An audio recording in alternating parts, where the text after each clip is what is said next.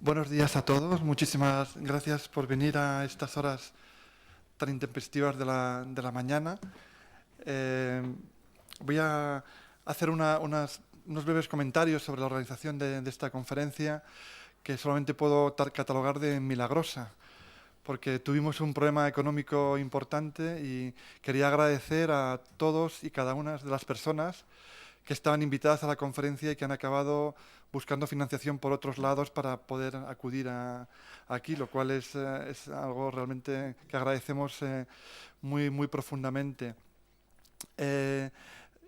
También, bueno, os quería comentar que debido a estos problemas presupuestarios que hemos tenido, las traducciones simultáneas las estamos haciendo nosotros mismos. Entonces, no os esperéis un trabajo profesional, sino más bien, pues están las pobres allí en la sala de traducción, están Lee, Zoe, hemos hecho algunos ensayos y tal, pero bueno, como hay muchas conferencias en inglés y en castellano y hay gente que no maneja bien los dos idiomas, primero a todos os pido comprensión porque vamos a hacer lo que podamos básicamente y a los ponentes que se hable lo más despacio posible para poder ayudarlas porque es la primera vez que lo hacen, nunca en su vida han hecho una traducción simultánea. Bueno, esta conferencia forma parte de un proyecto financiado por el Ministerio Español ahora mismo de Ciencia y... No, perdón, el Ministerio Español de Economía y Competitividad. Es que nos cambian de ministerio cada rato. Ahora estamos trabajando en el Ministerio de Economía y Competitividad, paradójicamente.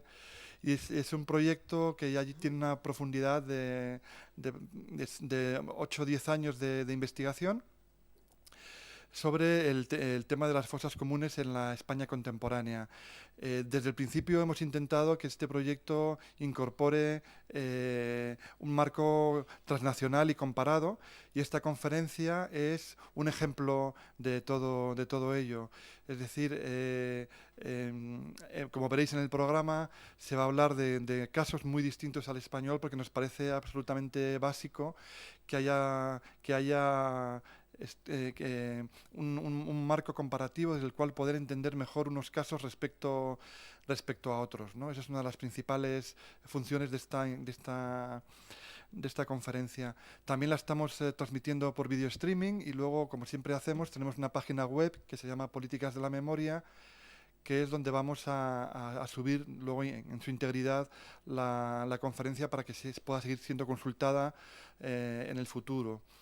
Pues de nuevo agradecer a todo el equipo que me ha ayudado a hacer esto, desde mi hija Alba, que está allí repartiendo las petacas de la traducción, Juliana, que viene de Princeton y también nos va a estar ayudando con las traducciones, pues Maraya, Lee, Zoé, Laura, pues las personas que han hecho posible que estemos aquí todos. Eh, Tengo el enorme honor de empezar de abrir la conferencia, o de que la abra ya mi ya amigo Jorge González, con el cual nos hemos intercambiado larguísimos mensajes para resolver todos los obstáculos que podía plantear su viaje a España por temas de visado, etcétera, etcétera. Pero finalmente, como podéis ver, está aquí, está en buena salud.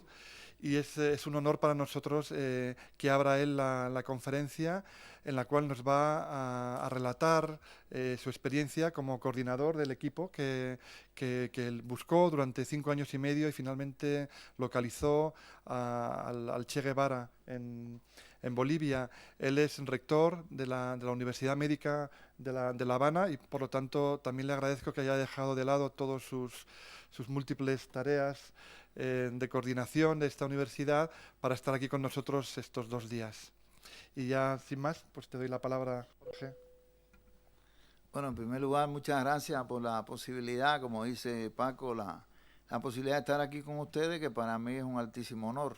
En otras ocasiones había recibido invitaciones y lamentablemente no había podido estar. Paco Echeverria también, que ha sido un importante detonante para que estuviéramos aquí con ustedes. Y también tengo el honor de que esté aquí Luis Fondebride, que es una persona muy conocida entre todos ustedes, pero también él, junto con el equipo argentino de Antropología Forense, formó parte de esta historia, de forma tal que cuando haya después algunos comentarios, preguntas, pues Luis también está igual que yo en condiciones de poderle responder, porque juntos vivimos esa historia. Así que yo comienzo ya directamente con la presentación.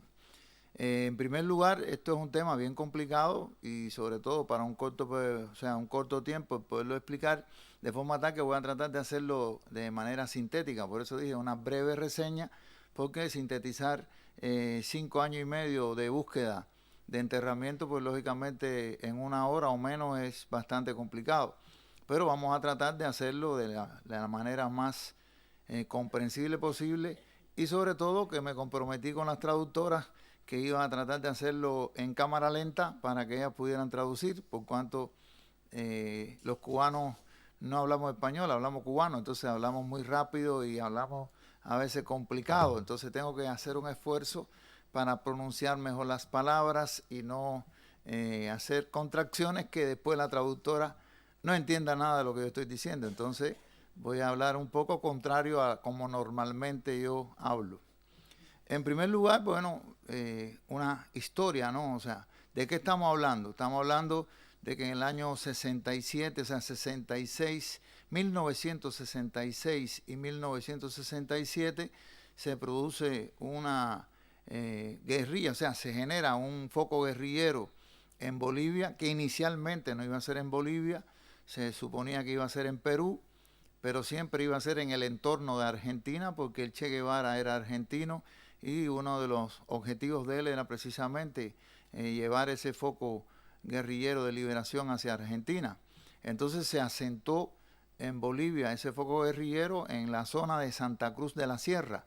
Un poco que cuando a veces uno habla de Bolivia, el que no haya estado en Bolivia, pues no se lo imagina, pero estamos hablando de 3 geografías completamente diferentes. La zona andina, 4.000, 5.000 metros sobre el nivel del mar.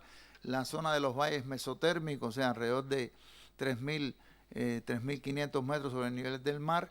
Y la zona ya de la sierra como tal, que estamos hablando entre 400 y 1.200 metros sobre el nivel del mar. La guerrilla se asentó en esta zona, o sea, en la zona propia de la sierra, que tiene sus características, una zona boscosa, llena de insectos. A mí me preguntaban, ¿qué cosa es lo más peligroso que había ahí? Bueno, lo más peligroso que había ahí eran los insectos, los mosquitos, que transmiten cantidades de la fiebre amarilla, y lo menos que te puede transmitir es el dengue. Por tanto, era una zona muy compleja de trabajo por las características del entorno y la agresividad del entorno. Otros animales, jaguar, que nos encontramos en el monte, pero bueno, eran los menos peligrosos porque eran bastante escasos. Y yo les decía cuando me preguntaban que felizmente los jaguares tenían una genética boliviana. Entonces me decían, ¿qué cosa es la genética boliviana? Bueno, es que uno está acostumbrado en las narraciones, las películas, que los hombres, o sea, que los tigres se comen a los hombres, pero en Bolivia al revés. En Bolivia los hombres se comen a los tigres, entonces los tigres nacen teniéndole miedo a los hombres. Entonces, felizmente, las pocas veces que nos encontramos con algún tigre en el monte, pues bueno, los tigres me decían, ¿y qué tú hiciste? Y digo, bueno, yo cuando lo vi corrí, y me imagino que el tigre hizo lo mismo que yo, él corrió, los dos corrimos en sentidos diferentes, y eso en cierto modo era una ventaja. Pero había muchas víboras, o sea, habían serpientes, y a veces uno en las películas le tiene mucho miedo a las boas, que son muy grandes, pero realmente los menos peligrosos son las corales, que son de este tamañito así, de lo más lindas, y eran notablemente peligrosas. Por tanto, en ese entorno de la guerrilla fue que nosotros trabajamos,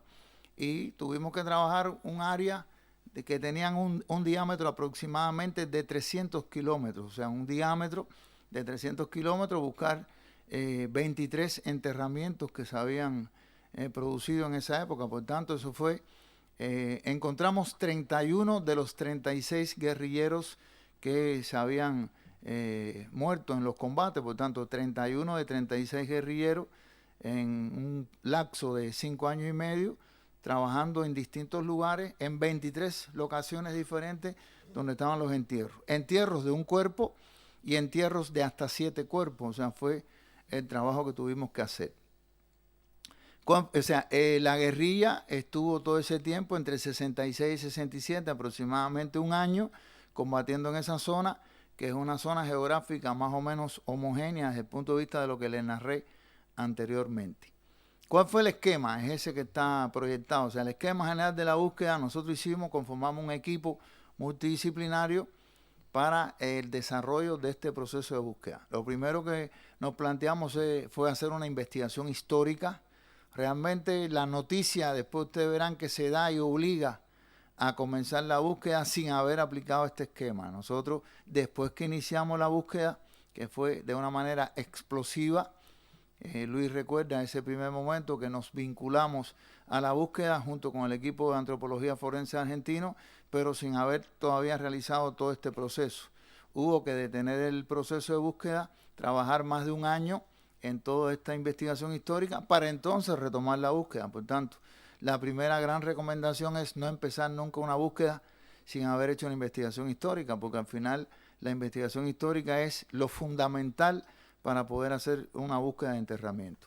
Hicimos, por tanto, una investigación histórica, después realizamos los estudios básicos del lugar donde se suponía que probabilísticamente debían estar los enterramientos, después se trabajó entonces ya la prospección en el lugar como tal, para entonces puede pasar a la excavación arqueológica, que es la que realmente ya define si estamos en la verdad o no del proceso de búsqueda, para entonces pasar a los dos elementos que la gente cree que es lo más difícil, que es la exhumación y la identificación, y hoy en día puede que la identificación sea lo menos difícil de todo este proceso. Ahora, en la investigación histórica, ¿qué fue lo que tuvimos que hacer? Estábamos hablando que en el año 1966-67, sobre todo en el 67, se produce estos combates que generan la muerte de los guerrilleros, y en la cual teníamos que saber primero quiénes conformaban la guerrilla. O sea, el primer trabajo fue buscar quiénes conformaban la guerrilla. La guerrilla estaba compuesta por cubanos, estaba compuesta también por bolivianos.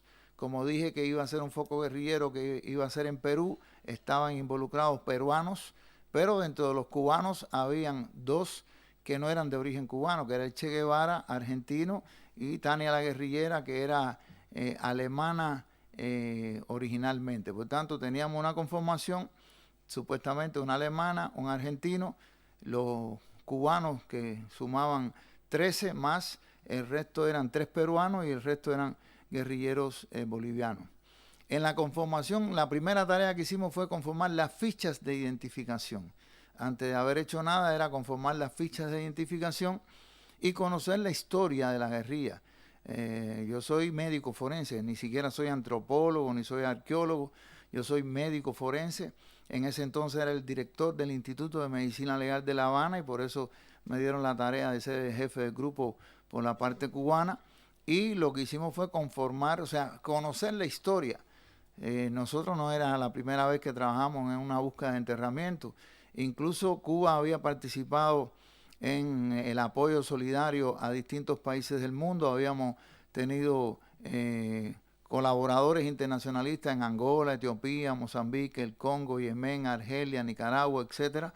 Y nosotros habíamos trabajado en el año 1989, y estoy hablando que lo de la guerrilla de Che, la búsqueda comienza en el año 1995, y habíamos trabajado en el año 1989 una operación que se llamó Operación Tributo, que esta operación consistió en rescatar más de 2.000 cubanos que habían muerto en distintas partes del mundo. De forma tal que ya yo tenía la experiencia en el año 1989 de trabajar en distintas partes del mundo, sobre todo asentado en Angola, para la repatriación de más de 2.000 cubanos que habían muerto en distintas partes del mundo. Y estuvimos entonces en ese proceso que no era lo más importante la búsqueda. En ese proceso lo más importante era la identificación o la certeza de la identificación, por cuanto la mayoría de estos casos estaban enterrados en lugares supuestamente bien identificados, o sea, eran cementerios que se habían creado para el enterramiento de esos colaboradores. Y por primera vez en 13 años 13 años de estar muriendo cubanos en distintas partes del mundo, se retornaron esos cubanos. Y digo colaboradores porque aunque en algunos casos eran acciones militares de soldados que habían estado combatiendo, aproximadamente de los 2.000, solo 800 estaban vinculados con alguna actividad militar. Incluso la mayoría de la actividad militar eran que habían muerto en accidentes o en explosiones de minas, no como tal en combates. De forma tal que teníamos esa experiencia, pero para nada tenía que ver con esta. Esta experiencia era conocer la historia de la guerrilla, cómo se desplazó, quiénes la integraban. Y en la composición de quienes la integraban había una limitante, que era, por ejemplo, un grupo grande de los bolivianos que integraron la guerrilla nunca se habían hecho una fotografía. O sea, no teníamos ninguna fotografía de ellos. Solamente teníamos unos dibujos hechos por un argentino que había hecho unos dibujos a mano alzada de algunos de los guerrilleros, y entonces era el único referente que teníamos. No teníamos ni siquiera para hacer una superposición cráneo-fotográfica, porque no teníamos fotografía de esos guerrilleros. En algunos casos nunca habían ido a un odontólogo o estomatólogo, por tanto no teníamos ficha dental de ellos, o sea que no teníamos toda la información que técnicamente hoy es posible para poder trabajar. En aquel momento no había fotografía digital, al menos era muy limitada, entonces no teníamos posibilidad de hacer ningún trabajo de comparación digital, me refiero de transmisión de información, de forma tal que nosotros tratamos de conocer todo lo que estaba vinculado a este hecho.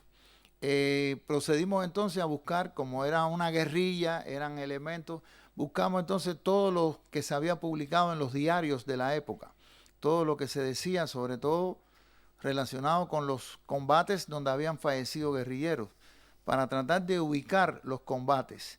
Eso nos generó que detectamos la cantidad de cosas falsas que dicen los diarios, o sea, detectamos que habían una cantidad de información, o sea, habían diarios que hablaban de combates que nunca existieron, porque convenía decir que se enfrentaron a un grupo guerrillero y que mataron a 20 guerrilleros, pero era mentira, o sea, no hubo combate y no mataron ningún guerrillero, pero en el diario estaba que habían habido esos combates.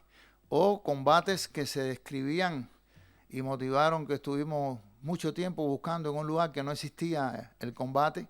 Por ejemplo, se hablaba del combate del río Iripití, y estuvimos nosotros en el lugar del río Iripití buscando un entierro de combatientes, y después logramos saber en qué consistía el error histórico. El error histórico era que los mapas que tenía el ejército en aquella época eran mapas que tenían mucha imprecisión. Y entonces estamos hablando de la década del 60. La fotografía aérea en Bolivia se hizo muy tardíamente.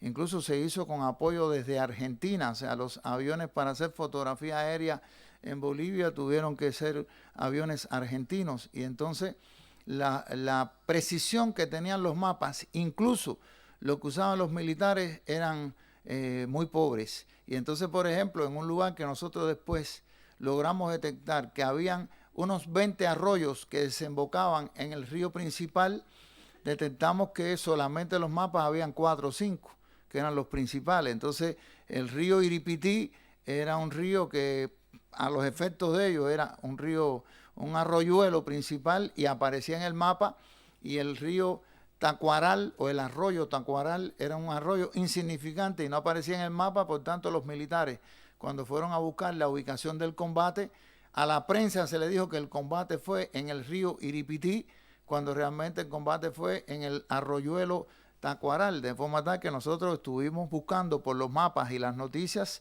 en un lugar equivocado. Y solo trayendo a uno de los sobrevivientes de la guerrilla, que fue allí desde que llegó, miró y dice: están buscando por gusto, porque aquí nunca hubo un combate y aquí nosotros no enterramos a nadie. O sea que era realmente un tema complicado. Ya nosotros habíamos utilizado el diario del Che en Bolivia, que era muy descriptivo, y teníamos los cálculos de las distancias aproximadamente por la narración del diario. Conocíamos a través de los guerrilleros que ellos calculaban que 1 kilómetro se recorría en unos 15 minutos. Por tanto, nosotros teníamos ese elemento de 1 kilómetro, 15 minutos, narración de del diario que nos iba dando una idea de la ubicación y nosotros habíamos mapeado todas las descripciones que se hacían para tener una idea de los movimientos que hacía la guerrilla, para tener una idea de en realidad dónde se produjo el combate y dónde pudo ser el enterramiento. Nosotros teníamos la experiencia que en muchos manuales de manejo masivo de cadáveres en situaciones de desastres, en los manuales de desastre, perdón, no se habla del manejo masivo de cadáveres. Casi siempre los manuales de desastre dicen que se produce el hecho, cómo debe procederse, pero cuando llegan dicen, murió, y murió, ahí termina el manual. Entonces ya nosotros habíamos tenido que trabajar también en la descripción de un manual de enterramientos, porque en la propia guerra de Angola hubo que establecer como premisa que la descripción del enterramiento se hiciera por 2 personas diferentes, de forma tal que fueran 2 referentes los que dijeran cuando había que enterrar a alguien en el monte, los referentes de cómo se había enterrado a la persona, o sea, el cadáver, porque realmente después era muy complicado buscar un enterramiento en el monte si había un solo referente que había utilizado solo una descripción. Entonces, con todas esas experiencias sabíamos que la búsqueda de un enterramiento en el monte era muy difícil. Pero peor aún, si esa búsqueda la comenzamos 28 años después de haberse producido el enterramiento. Estuvimos entre 28 y 30 años después, de forma tal que con las descripciones que nos hacían algunos de los que estaban vinculados al entierro, decían, se enterró en un lugar que era pura pampa. Yo inicialmente no entendía mucho, pero decía, era pura pampa, era que no había árboles, que aquello estaba totalmente llano, que no había. Y entonces, 28 años después, aquello era puro bosque. Entonces, el pura pampa de la descripción del que enterró no tenía nada que ver con el puro bosque de la que nosotros encontramos. Y ustedes verán después en la foto del cementerio, que el cementerio de Valle Grande tenía una entrada en una época por un lugar, después esa entrada cambió y le pusieron la entrada del cementerio por otro lugar, pero además en la posición que estaba el cementerio con relación al pueblo, lo que era detrás, uno siempre dice detrás, si tú entras en la casa por acá, detrás de la casa es lo que está al fondo. Y si tú entras por allá, detrás es lo que está para el lado acá.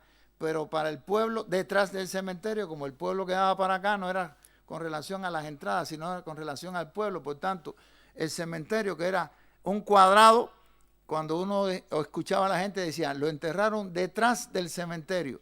De los 4 lados de ese cuadrado, 3 cumplían la condición de detrás. Detrás con relación a la puerta original, detrás con relación a la puerta que se abrió después, detrás con relación a la posición del pueblo. Entonces, ¿cómo son las referencias? O sea, ¿qué cosa es la referencia para ubicar una cosa? O sea, hay que ponerse en la posición de quien habla para saber qué es lo que me quiere decir. Y a veces es muy fácil, uno dice, no, detrás.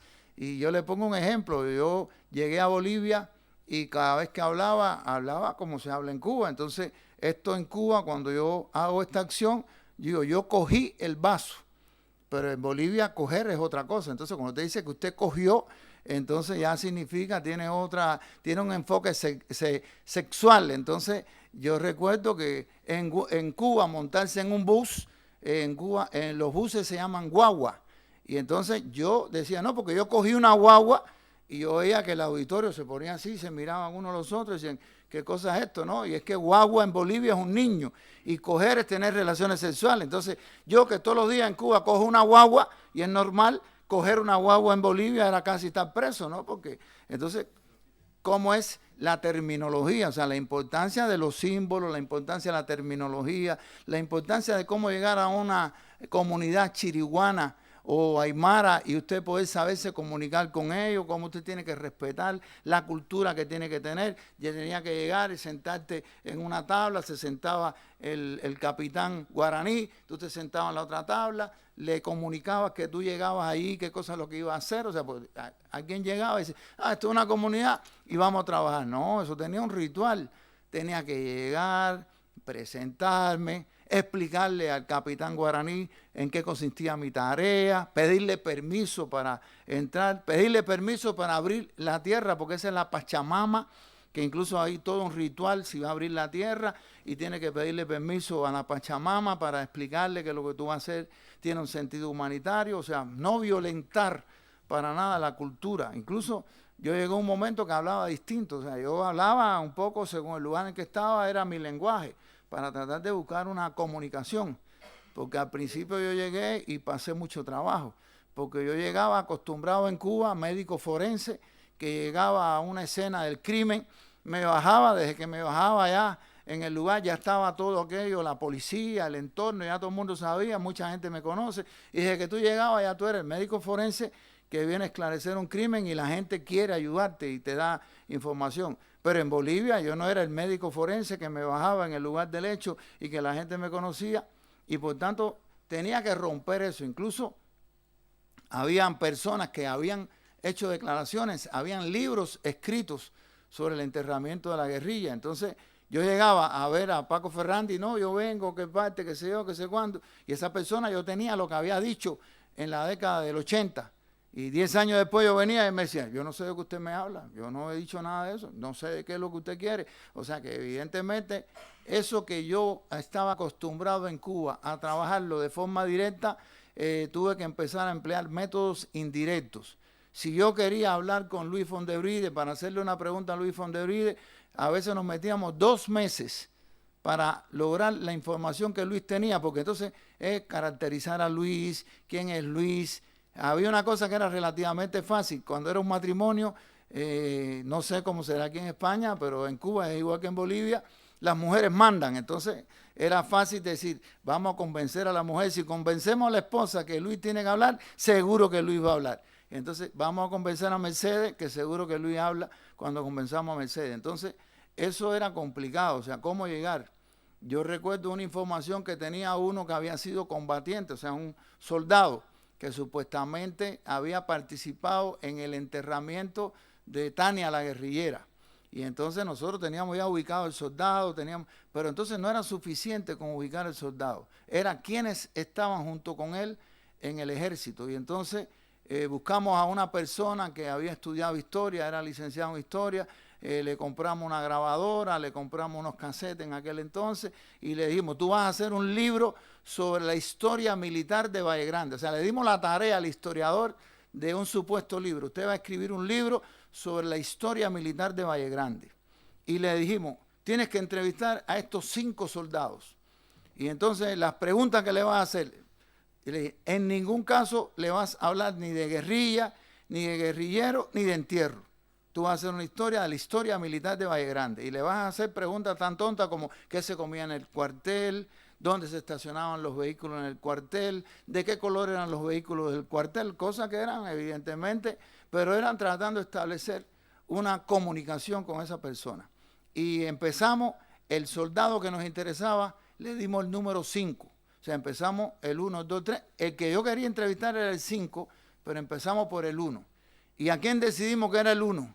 Al que había sido ayudante de cocina, que nunca participó en un combate, que nunca estuvo en nada, pero además, como decimos en Cuba, era muy pamplinero, o sea, era una persona que hablaba mucho y que ostentaba que había hecho cosas. Y entonces le dijimos, tú vas a empezar por el ayudante de cocina. Lógicamente, cuando el historiador le dijo al ayudante de cocina que estaba haciendo un libro, él se sintió ya protagonista de ese libro, de la historia militar de Valle Grande, y entonces como se reunían ellos, eran amigos, porque se buscaron 5 soldados que eran amigos. Cuando le preguntaron a que fue que se reunieron con los amigos, enseguida el que había tenido protagonismo dice, pero ¿y te entrevistaron a ti? Y diciendo, ¿y a mí por qué no? Ya cuando iban por el soldado 3, el soldado 5 estaba a llamar al historiador y decirle, o me entrevista a mí o voy a formar un escándalo. O sea, ya él tenía un nivel de desespero extraordinario. Hasta que llegamos, meses, tranquilos, suaves, sin desesperación, llegamos al soldado 5. Habíamos entrevistado a los 4, ya le estaban desesperados. Yo le dije, cuando lo entreviste el primer día, tú no le hables nada, porque lo más importante que ha hecho este soldado es enterrar a esta guerrillera. Pero de eso tú no le hables. Y así fue. 4 sábados, ellos se veían los sábados por la tarde. 4 sábados. Al 4.º sábado, ya el soldado estaba loco por hablarle del enterramiento de la guerrillera, porque ese era su secreto, ese era su éxito.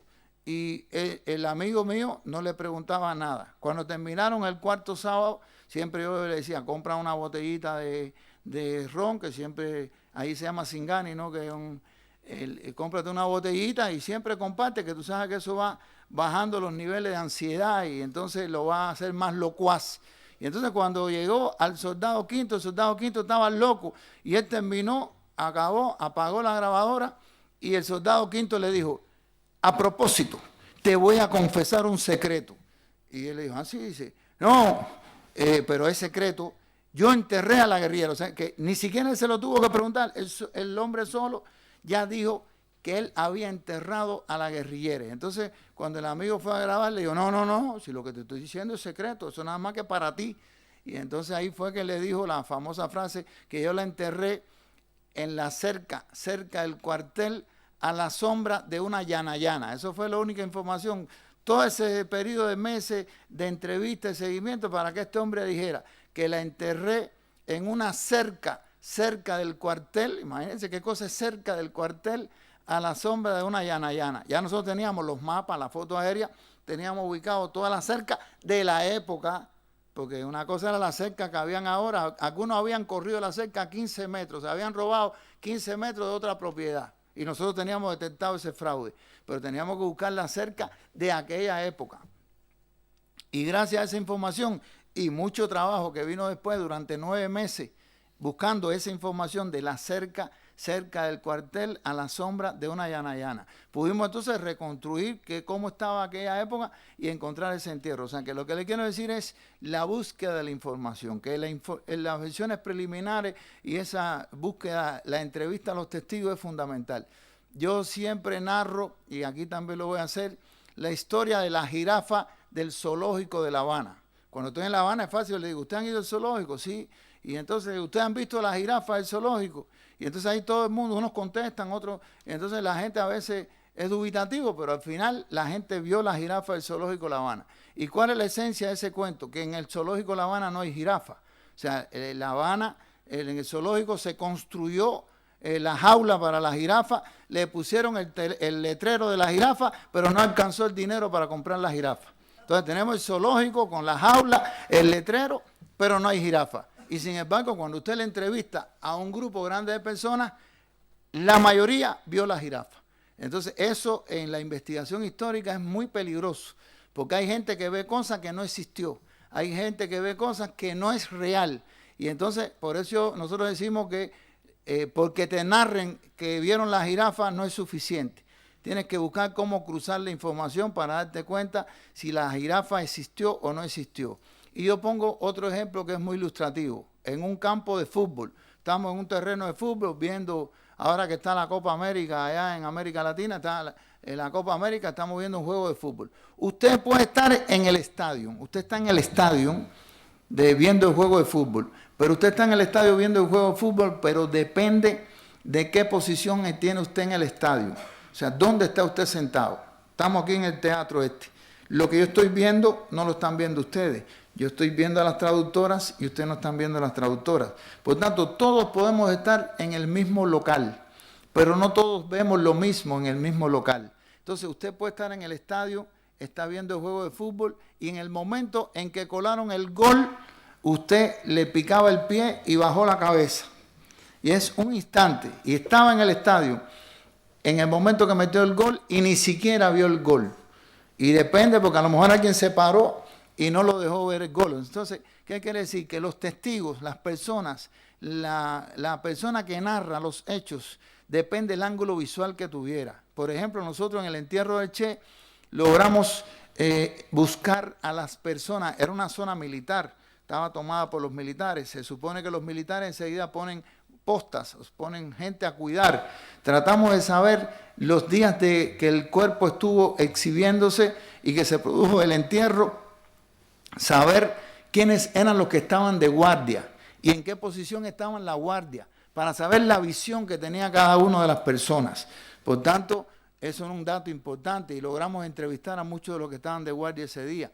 Y entonces reconstruir por parte, este vio un pedacito, el otro vio otro pedacito y el otro vio otro pedacito. Entonces yo siempre digo, es como que yo estoy en el estadio y veo una cosa, pero si estoy en mi casa y tengo la televisión delante, veo más que lo que estaba en el estadio, porque me ponen la cámara 1, me ponen la cámara 2, me ponen la cámara 3, me ponen la cámara 4, me ponen la cámara 5, y después me la ponen en cámara lenta y después me ponen la imagen por repetición. Entonces nosotros en la investigación histórica tenemos que hacer como los editores de televisión, tratar de tener muchas cámaras, tratar de ponerlo en cámara lenta y tratar de tener muchas repeticiones para poder acercarnos a la realidad. A veces criticamos a un árbitro porque cantó una jugada, pero el árbitro canta la jugada en tiempo real y con una sola visión. Y nosotros, con todas las cámaras, nosotros tenemos más posibilidades. Por tanto, la investigación histórica resulta fundamental en la búsqueda de los enterramientos, siempre que sigamos todos los parámetros de eso que estamos diciendo. En las entrevistas a los testigos, nosotros tuvimos que hacer una caracterización sociopsicológica, porque estamos hablando de 3 geografías. Acá arriba están los aymaras, acá abajo están los chiriguanos. Cuando usted le preguntaba a un aymara, usted estaba en Valle Grande el día 9 de octubre, cuando vino el helicóptero que traía el cuerpo del Che Guevara, el aymara es así, lo mira. Y dice, yo cuando era chiquito, mi papá tenía una vaca. Y con la vaca que tenía mi papá, él ordeñaba y daba la leche. Y con la leche que él obtenía de la vaca, él hacía queso. Y con el queso que él hacía, él iba al queso y lo vendía en el pueblo. Y con el queso que él, con el dinero que él vendía el queso, él me compraba los libros. Y con los libros que él me compraba, yo iba al colegio. Y la maestra mía era de Valle Grande. Sí. Entonces yo me quedaba así porque no sabía. O sea, es porque es respuesta en parábola. Yo le hice la pregunta y él habla. Y cuando ya a mí se me olvidó lo que le pregunté, me dice, sí. Yo le pregunté, usted estaba en Valle Grande el 9 de octubre cuando llegó el helicóptero que traía los restos de Che. Y él me dijo, habla. Y cuando ya a mí se me olvidó lo que me pregunté, dice, sí. Entonces, yo tenía que aprender a preguntar, pero aprender a esperar la respuesta. Entonces, eso era una respuesta en parábola. Y entonces ya yo aprendí que cuando yo le hacía la pregunta, tenía que mantener mi sistema reticular activado ahí en espera, y cuando él me hacía la respuesta, yo conectaba pregunta-respuesta, respuesta sí. Si no, yo me perdía completamente. Entonces, teníamos que aprender a preguntar. O respuestas de un aymara. Ese mismo aymara tenía otra forma mucho más inteligente de responder. Me decía, usted estaba en Valle Grande el 9 de octubre cuando vino el helicóptero que trajo los restos del cuerpo del Che Guevara, y el aymara me decía, ¿será? Y viraba la cara y se va. Y entonces yo era el que me quedaba y digo, ¿será que él no estaba? ¿Será que él no sabe qué cosa es un helicóptero? ¿Será que él no sabe quién era el Che? ¿Qué será? Y yo me quedaba en la duda. Y no era porque la aymara no sabía, el que no sabía era yo, que será era la forma de decirme, no me meta en ese rollo. Si es un cubano te dice, no me meta en ese problema, esto es complicado, no me meta. Entonces, la respuesta será, que después yo la aprendí, una vez se me ocurrió decírsela al ministro de Defensa y salió bien, pero cuando la respondí en Cuba me dijeron, ¿será? No, ven acá, ¿será de qué? ¿Será? Vete y déjale la respuesta en el aire. O sea, y esos eran los aymaras que están acá arriba, 4.000, 5.000 metros. Pero los chiriguanos que están acá abajo, no hay nada más parecido a un chiriguano que un cubano. Porque yo vi un niño de 7 años narrando un acontecimiento que había ocurrido 28 años antes. Estábamos en la quebrada del Churo, donde se produjo el combate, que capturaron a Che, y el niño decía, y por acá venía el ejército, y por acá estaba la guerrilla, y se sentían los disparos, y se movía el helicóptero en el aire, el helicóptero, y se movía la sensación, el fuego. Entonces, llegó un momento que ese niño que tenía 7 años, narrándote un acontecimiento que ocurrió 28 años antes, tú te sentías que estabas en el combate. Porque el chiriguano es igual que el cubano, que dice que no tener nada que decir no es motivo para callarse. Y habla.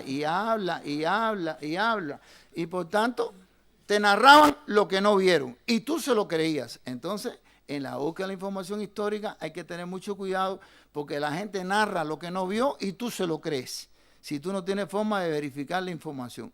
Por tanto, era todo lo que nosotros, o sea, todo, hay muchas más cosas, pero para un periodo corto de tiempo yo le pongo algunos ejemplos de la esencia de la búsqueda de la información y de las limitantes que teníamos en la búsqueda de información. Y, por supuesto, eso es válido para la conformación de la ficha de identificación, porque la ficha de identificación tuvimos que hacerla sobre la base de la información que teníamos, que en algunos casos les dije que no había fotos, había gente que no se había medido nunca la estatura, no sabían cuánto era con exactitud. No el caso de los cubanos y mucho menos el caso de Che Guevara, ¿no? Que sí teníamos toda la información. Ese es Valle Grande, que visto así es una postal de promoción turística, porque esa es la plaza principal del pueblo. Esa es la iglesia, que es el edificio más importante que tiene el pueblo, pero lógicamente Luis después le puede decir que para nada es eso que está ahí. Y para nada es el Valle Grande de hoy, el Valle Grande que nosotros tuvimos en la década del 90. Esta era la única plaza que tenía enlosetadas las calles, lo demás eran calles de tierra en aquella época.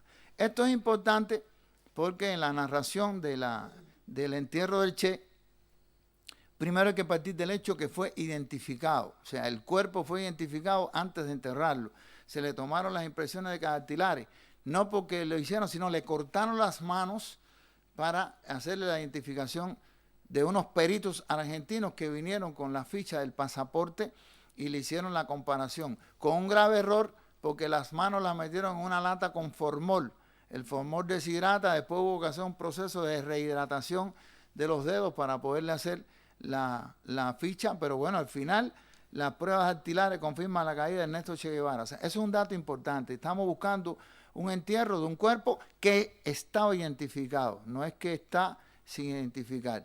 Nosotros sabíamos que el entierro se había producido, que el cuerpo cuando llegó a Valle Grande de la pista lo llevaron para el Hospital Señor de Malta de Valle Grande, que en el Hospital Señor de Malta de Valle Grande lo colocaron en la lavandería del pueblo.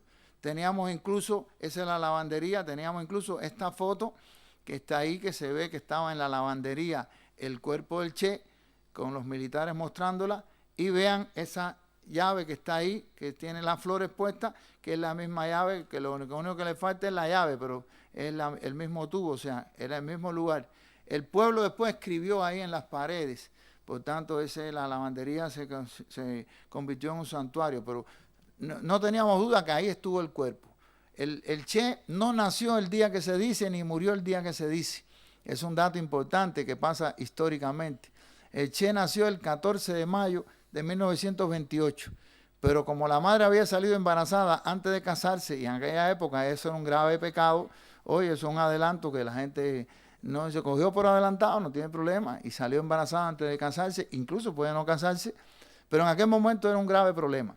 Por eso la madre se fue hacia el monte, hacia una finca en el campo, para que cuando pariera los vecinos no vieran que parió antes de tiempo. Entonces lo inscribieron como nacido el 14 de junio de 1928, cuando en realidad nació el 14 de mayo. Por tanto, nació un mes antes de lo que se declara. Y lo mataron el 9 de octubre, aunque se dice que murió de las heridas sufridas en combate el 8 de octubre. O sea, que ni nació el 14 de junio, ni murió el 8 de octubre. O sea, realmente lo mataron al mediodía del 9 de octubre. Por tanto, son datos importantes. Entonces, esta es la morgue que todavía se conserva, por lo menos hasta la última vez que estuve ahí, la morgue, la mesa de morgue, donde le hicieron la autopsia. Al único que le hicieron autopsia fue al Che Guevara. Por tanto, teníamos los informes públicos de la autopsia, con algunos errores, como pueden tener miles de documentos históricos que tienen errores, y es un grave problema. A veces se le da tremendo valor al documento histórico, porque eso es lo que dice, es historia, pero los que escriben los documentos también se equivocan. Y yo tengo múltiples ejemplos de documentos que dicen cosas equivocadas, y sobre todo cuando es derecha o izquierda, y lo que es la imagen en espejo. Cuando yo miro a una persona de frente, lo que yo le estoy mirando a mi derecha resulta ser que es a su izquierda. Entonces, a veces nosotros en los dentigramas que recibimos de otros países, en los casos de accidentes de aviación, etcétera, vemos muchos errores a veces para ubicar las personas de lo derecha a izquierda. Tiene un tal cosa a la derecha, realmente lo tiene a la izquierda, porque la persona en su memoria graba su posición, no la posición de lo que están viendo, que es la imagen en espejo. Y arriba y abajo, que también se puede confundir, y en el caso del Che, en la necropsia se dice una cosa que la ubican abajo cuando realmente es arriba. Pero nosotros teníamos el molde de la dentadura, que se le hizo antes de salir. Por tanto, al tener el molde de la dentadura, no teníamos ninguna duda de lo que nosotros estábamos diciendo, porque lo que no teníamos duda es que ese cuerpo que se le hizo la autopsia era el del Che, porque estaba identificado. Por tanto, lo que cabe demostrar es que hubo un error a la hora de escribir lo que era arriba, lo pusieron debajo. Y por tanto, esto es un dato para que se observe los movimientos de la guerrilla que les dije que habían sido bien complicados. Todo todo eso moviéndose en un entorno montañoso con un área. Nosotros teníamos un área de búsqueda que pertenecía a una provincia y otra que pertenecía a otra provincia. Incluso en la región militar, la parte norte pertenecía a la 8ª División del Ejército y la parte sur pertenecía a la 4ª División del Ejército. Por tanto, cuando nosotros pasábamos el Río Grande, teníamos que cambiar de división militar y teníamos que cambiar de permiso y teníamos que buscar distintas cosas, ¿no? Esto es, en la búsqueda de la información histórica, este fue el hombre que manejó el bulldozer o tractor que abrió la zanja donde se enterró el cuerpo del Che y otros 6 guerrilleros. Sabíamos quiénes eran los que habían muerto en ese combate, sabíamos que el día 9 llegó el helicóptero que trajo el cuerpo del Che, que de ahí lo llevaron a la lavandería en el hospital, que lo exhibieron durante el día 9 y el día 10, y en la madrugada del 10 para el 11 el cuerpo del Che desapareció, luego de haberle cortado las manos, que fue lo que lo dejaron. Desaparecieron el cuerpo porque ya el hermano del Che había llegado a La Paz y venía a reclamar el cuerpo. Y para no entregarle el cuerpo al hermano del Che, desaparecen el cuerpo que nunca se sabía hacia dónde había ido. Este fue el que abrió la fosa. Él manejaba un bulldozer, le decimos en Cuba, no sé cómo será aquí en España, bulldozer igual. Entonces era un bulldozer que tenía una pala anterior, pero era con cadena, no era hidráulico, sino era subía y bajaba con cadena. Nosotros conocimos la marca del bulldozer, buscamos la información, sabíamos que esa pala frontal tenía 3,20 metros de ancho, por tanto sabíamos que era una pala frontal de 3,20 metros, calculamos la altura del asiento, calculamos cuánto mediría una persona sentado en el asiento, y entonces por los soldados que estaban de guardia podíamos calcular que cuando el hombre entraba en la zanja, hubo momentos que habían soldados que decían que casi no se le veía en la cabeza. Por tanto, calculamos cuánto debería tener de fondo la zanja que estábamos buscando, que daba aproximadamente unos 2 metros de profundidad. Por los 3,20 que tenía la pala frontal, calculamos que el ancho de la zanja debía estar alrededor de los 4 metros. Por tanto, era una zanja que debería tener unos 4 metros de ancho, aproximadamente 2 metros de profundidad. Y le preguntamos a expertos que manejaban bulldozer que cuánto debería tener de rampa de recorrido, porque el bulldozer no entra de cabeza, tiene que hacer una rampa de recorrido. ¿Cuánto debería tener una rampa de recorrido? Nos dijeron que debería tener entre 10 y 20 metros de rampa de recorrido para poder cavar 2 metros de profundidad. Por tanto, nosotros técnicamente lo que fuimos a buscar fue dónde existió una zanja en la pista de aviación de Valle Grande que tuviera 2 metros de profundidad, 4 metros de ancho y aproximadamente entre 10 y 20 metros de largo. Por tanto, no estábamos buscando osamentas, porque las osamentas técnicamente en aquel entonces no teníamos técnica para buscarlas. Por tanto, saber dónde Sabino había hecho la zanja era importante. Dónde nos decían los soldados, todos los que participaron. Logramos conocer quiénes fueron esa noche al entierro. El coronel, o sea, teniente coronel en aquel entonces, el teniente coronel jefe del batallón, el chofer, que es este que está aquí en la foto, Carlos Cortés, que había sido alcalde estando nosotros ahí, que había sido el chofer, que nunca dijo nada, hasta el día de hoy nunca nos ha querido decir nada, pero en toda investigación histórica puede aparecer una persona como Eric, el alemán, ya lamentablemente fallecido, que narraba mucho y nunca vio nada. O sea, él siempre decía que se lo sabía todo y realmente lo decía. Después que nosotros encontramos, decía, yo sabía que estaba ahí. Eso es lo más indeseable que le puede pasar a un investigador, que después que usted se pasó con tremendo esfuerzo para llegar a un resultado, viene él así, muy suavecito, y dice, yo sabía que estaba ahí. Realmente, en mi opinión, él nunca sabía nada, pero quería tener un protagonismo importante, y entonces él era el que decía que lo sabía todo, cuando en realidad no sabía nada. Era puro cuento, como decimos nosotros. Entonces, históricamente esos elementos. Ahora, ¿qué hicimos de estudios básicos? Fíjense, la investigación histórica. Cuando llegamos a Valle Grande, yo tenía en mi poder 13 versiones con relación al destino del Che, por todas las investigaciones que habían hecho distintos compañeros. 13 versiones con relación al destino del Che. Luego de haber trabajado durante 2 años buscando información histórica, llegamos a elaborar una base de datos, incluso con un software de inteligencia artificial donde le pusimos palabras claves entierro, incineración, pista, Valle Grande, etc. Y donde pusimos, nosotros mismos nos clasificamos toda la información por criterio de experto, donde le damos nivel de participación al que entrevistamos y nivel de credibilidad al que entrevistamos. O sea, una persona la calificamos de 0 a 10. 10, el coronel, o sea, este chofer del coronel que estuvo allí en el entierro, ese tenía 10 puntos. 10 puntos porque él estuvo. La esposa del coronel le dábamos 8 puntos o 7 puntos según su versión, porque está el testigo directo y está el testigo indirecto. La esposa del coronel era un testigo indirecto, pero cuando él llegó a la casa esa madrugada seguro que le dijo, ¿qué te pasó, mi amor? No me digas nada, que estuve complicado porque estuvimos haciendo una operación de un entierro, que sea. Algo le dijo a la esposa. Incluso le localizamos la amante del coronel. 30 años después localizamos la amante estaba muy nerviosa porque estaba casada con hijos, y nosotros dijimos, para nada, esto tiene que ver nada con su esposo. Usted sabe, nosotros lo que venimos es saber la historia, que usted sabe la relación que hace 30 años usted tuvo, qué sé yo.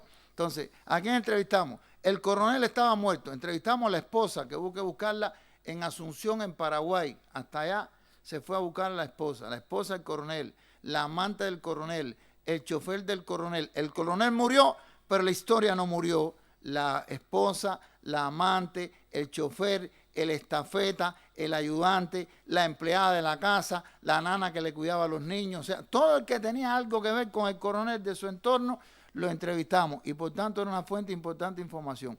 Y así entonces era que conformábamos la historia.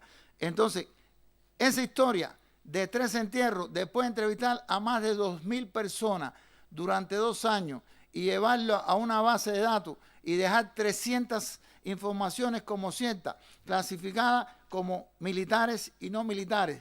Los militares decían una cosa y los no militares decían otra cosa. Entonces, clasificar toda esa información en esa base de datos nos llevó a establecer 88 versiones con relación al destino de Che. De 13 subimos a 88, lamentablemente. Yo pensé que de 13 íbamos a bajar a 3, pero de 13 subimos a 88. Pero como le dimos nivel de participación, nivel de credibilidad de 0 a 10, 0, evidentemente este sujeto es un desinformante. O sea, lo que nos quiere llevar por un camino equivocado, 0 puntos. Y 10 puntos, el que evidentemente está ahí en la historia, en la comunidad de información. Por tanto, fíjense la importancia que tuvo eso, que de 88 versiones nosotros le dimos en un escalafón de prioridades a la número 1, que fue donde encontramos. O sea, que no tuvimos que buscar 87 más. Nosotros en la clasificación de la investigación histórica dejamos como número 1 de que estaba enterrado, porque había una versión de que no estaba enterrado, había una versión que decía que estaba el cuerpo en una base en Panamá, en una base militar en Panamá. Otro que decía que estaba en la CIA, otro que decía que lo habían incinerado y esparcido por el monte. Bueno, tuvimos que buscar cuántos helicópteros tenía el ejército boliviano, quiénes eran los pilotos de los helicópteros, dónde se movían los helicópteros. Tuvimos que hacer todo un estudio de helicópteros para saber exactamente si había posibilidad de que lo hubieran esparcido la ceniza. Tuvimos que hacer un estudio de dónde se podía incinerar el cuerpo, cómo se podía haber olido si estaban quemando el cuerpo. Todo eso lo hicimos para llegar a la conclusión de que no lo incineraron. Entonces, llegamos a la conclusión. Versión número 1, está enterrado en Valle Grande, en el aeropuerto, en una zona ubicada detrás del cementerio viejo, en la pista vieja. Y eso después lo vamos a ver en fotos. O sea que esa fue la versión número 1 y felizmente y se enterró con el grupo completo, porque había una versión que todavía sigue con mucha fuerza, que lo enterraron aparte, que lo movieron distinto. Nosotros teníamos la entrevista de los choferes, de los camiones, de los vehículos, de los custodios, de los que estaban de guardia en el hospital esa noche, la única puerta por donde salió el recorrido, todo eso lo teníamos hecho. Por tanto, estudio básico en el lugar. Bueno, le fuimos para arriba a la pista vieja de Valle Grande, pista vieja que tenía 70 años cuando nosotros hicimos la búsqueda, que ya estaba inactiva, y la pista nueva que tenía 60 años, ya por eso yo me siento nuevo, porque es una cosa que tiene 60 años, puede ser nueva, depende contra qué lo compare. Entonces, la pista nueva y la pista vieja. Hicimos entonces un estudio, bueno, la inspección ocular de la pista, el levantamiento topográfico de las dos pistas, la fotografía aérea que la vamos a ver ahora, todo un proceso de teledetección que se hizo con todas las fotos aéreas, las que habían antes y las que nosotros hicimos con todo el estudio geológico del suelo, la física del suelo. Implementamos la posibilidad de un estudio geobotánico. Después decidimos que no, porque cuando yo vi lo complicado que era saber si donde había un entierro nació un árbol, y entonces la edad del árbol para saber si el entierro es después que, o sea, si el árbol nació después del entierro, todo lo que había que hacer, primero talar el árbol para entonces mandar los discos, para entonces la distancia y el estudio. Decidí que era más fácil abrir el hueco que ponerme a hacer un estudio geobotánico, por tanto lo pusimos en el esquema, pero no se hizo. Estudio geoquímico y un sistema de información geográfico que también trabajamos. Esto que ustedes ven ahí, aunque no lo parezca, es la pista vieja de Valle Grande. Ustedes ven que estaba toda llena de arbustos, todo irregular, pero bueno, esa cárcava que se ve ahí es porque se rompió precisamente para hacer la pista. Y se hizo un estudio geológico de la geología del cuaternario de Valle Grande, el proluvio, el aluvio, el coluvio y todo lo que había relacionado con aquello para saber cómo se conformó la pista, y hubo un estudio técnico de cómo se conformó la pista, los rellenos posibles que hubo que hacer en la pista. Aquí está la avioneta que se hizo el vuelo, y esa es la foto aérea que se ve ahí. Ahí se ven las dos pistas, la que está más arriba es la pista nueva y la que está más abajo, que le hace ángulo, es la pista vieja, y lo que se ve ahí es el cementerio, que tiene dos mitades. La que está más nutrido, que era el cementerio viejo, y el cementerio nuevo, que se hizo posterior al entierro. Por tanto, había hasta un grave problema, que detrás del cementerio quedaba dentro del cementerio nuevo, y eso fue complicado para hacer cualquier proceso de búsqueda. El lugar más difícil para buscar un muerto es dentro de un cementerio, porque lo que hay dentro del cementerio es muertos, y buscar un muerto entre otros muertos es bien complicado, porque si le dicen que lo enterraron en un terreno de fútbol, es fácil y no compromete abrir un hueco en un terreno de fútbol. Pero el día que yo quiera esconder un muerto, lo voy a esconder dentro de un cementerio, porque es el lugar más difícil para buscar un muerto. Entonces, aquí estamos haciendo la física del suelo. Se hizo un estudio geológico, se hizo física del suelo para saber los niveles de resistividad y todo lo que se podía hacer en el suelo. Hicimos un estudio geoquímico, hicimos unas 1.200 perforaciones, después que cuadriculamos 80 hectáreas, de las cuales bajamos a 20 hectáreas y después nos quedamos con 1 hectárea. Ese fue el esquema de búsqueda. 80 hectáreas, que era toda la zona, 20 hectáreas, que eran la pista, y bajamos a 1 hectárea dentro de la pista, o sea, que eran 10.000 metros cuadrados aproximadamente. Primero hicimos una caracterización del suelo, hicimos perforaciones, unas 1.200 perforaciones en las puntas de los cuadrantes que nosotros determinamos, eran cuadrantes de 20 por 20 metros y con algunas líneas diagonales en los cuadrantes. Y entonces hicimos un estudio de la estratificación del suelo, conocer la estratificación del suelo. Y se descubrió en la estratificación que había una capa que se llamaba fragipán, que esa capa que estaba ondulada, la ruptura del fragipán garantizaba que ahí hubo un entierro previo. La no ruptura del fragipán garantizaba que ahí estaba virgen el suelo y no había habido ningún entierro. Por tanto, nosotros en la excavación había algo que nos ayudaba a guiarnos si hubo o no hubo entierro donde estábamos cavando, que era la existencia del fragipán, que fue descrita por los geólogos antes de nosotros hacer la búsqueda. Entonces comenzamos a aplicar, ahí ven que hay 8 técnicas que decidimos aplicar en el lugar.